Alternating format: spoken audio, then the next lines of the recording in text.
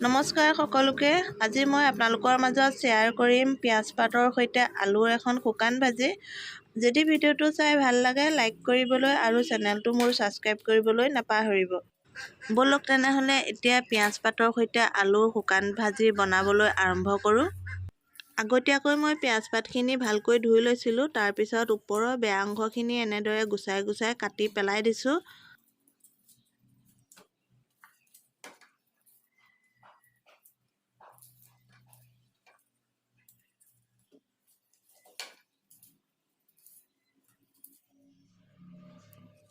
এয়া চাওক, গোটেইখিনি মই ধুনীয়াকৈ ভালদৰে চাফা কৰি ল'লোঁ আৰু এতিয়া মই ইয়াৰ বগা অংশখিনি আৰু সেউজীয়া অংশখিনি দুভাগ কৰি কাটি ল'ম।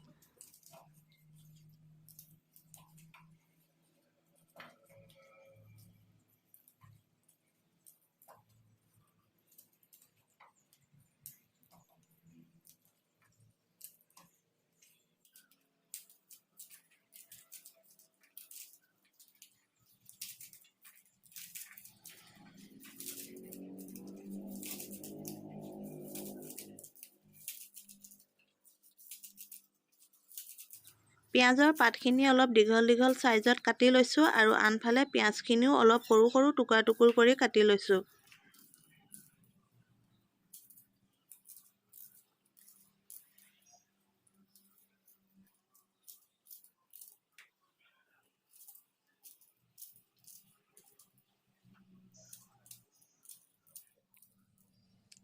এতিয়া এনেদৰে পিঁয়াজ পাতৰ বগা অংশখিনি আৰু পাতখিনি এনেদৰে কাটি ল'লোঁ। আৰু আনফালে মই আলু এটা সৰু সৰুকৈ কাটি লৈছোঁ। 7-8 ফুটামান নহৰু সৰু সৰুকৈ কাটি লৈছোঁ। এটা বিলাহী সৰু সৰুকৈ কাটি লৈছোঁ। আৰু এইফালে মই আদা বটা লৈছোঁ এচামুচ, আৰু জলকীয়া গুড়ি লৈছোঁ এচামুচ, হালধি গুড়ি লৈছোঁ আধা চামুচ, নিমখ সোৱাদ অনুসৰি, গোটা জিৰা এচামুচ আৰু শুকান জলকীয়া 2টা। আনফালে মই গেছত কেৰাহীখন পাতি ৰাখিছিলোঁ গৰম হ'বৰ কাৰণে। এতিয়া গৰম হোৱাত তাত জোখমতে মিঠাতেল দি দিছোঁ। তেলখিনি ভালকৈ গৰম হোৱাত মই গোটা জিৰাখিনি দি দিছোঁ। গোটা জিৰাখিনি দি অলপ সময় ফুটিবলৈ দিম। অলপ সময় ফুটি উঠাত তাত মই কাটি ৰখা নহৰুখিনি দি দিছোঁ। নহৰুখিনি দি অলপ ৰঙচুৱা হোৱালৈকে লৰাই দিছোঁ। এতিয়া নহৰুখিনি ৰঙচুৱা হোৱাত তাত কাটি ৰখা আলুখিনি দি দিছোঁ।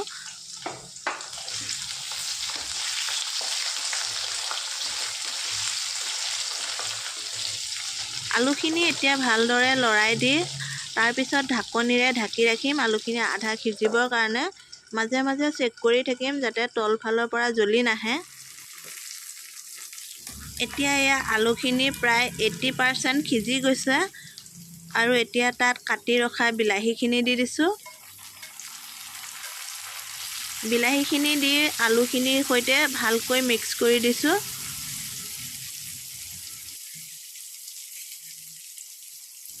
এতিয়া তাত সোৱাদ অনুসৰি নিমখ আৰু হালধি গুড়িখিনি দি দিছোঁ।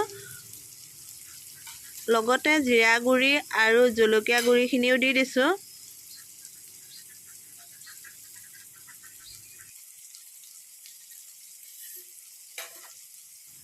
এতিয়া গোটেইখিনি ভালদৰে আকৌ মিক্স কৰি দিছোঁ। এতিয়া বিলাহীখিনি গলি যাবৰ বাবে 1 মিনিটমানৰ কাৰণে ঢাকনিৰে ঢাকি দিম। এতিয়া এয়া বিলাহীখিনি ভালকৈ গলি গৈছে। এতিয়া মই আলুখিনিৰ সৈতে বিলাহীখিনি ভালকৈ মিক্স কৰি দিছোঁ।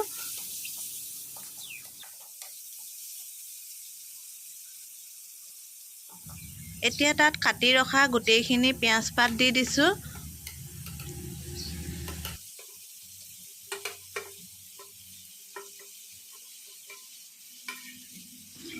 দি ভালদৰে গোটেইখিনি মিক্স কৰি দিম।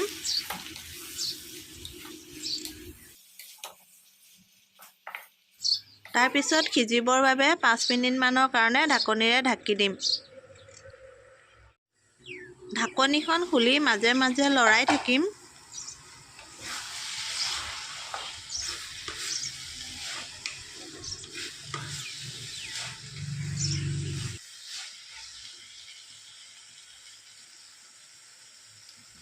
তাৰপিছত আকৌ ঢাকনিৰে ঢাকি দিম। এনেদৰে আমি 10 মিনিটমান ভাজি থাকিম।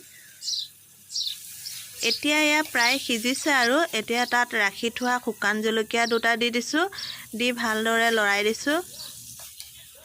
ভাজি থাকোঁতে গেছৰ জুইটো মিডিয়ামত ৰাখিছোঁ। তাৰপিছত আকৌ ঢাকনিৰে ঢাকি দিছোঁ।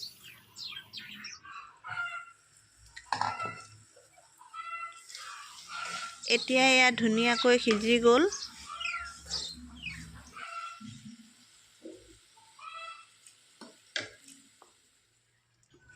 আৰু এতিয়া এয়া চাওক, আমাৰ পিঁয়াজ পাতৰ সৈতে আলু শুকান ভাজিখন ৰেডি হৈ গৈছে। কালাৰো ইমান ধুনীয়া আহিছে। আৰু আপোনালোকে যিসকলে এনেদৰে বনাই খোৱা নাই, এবাৰ নিশ্চয় বনাই খাই চাব। সঁচাকৈয়ে বহুত টেষ্টি হয় আৰু খুব কম সময়তে বনাই হৈ যায়।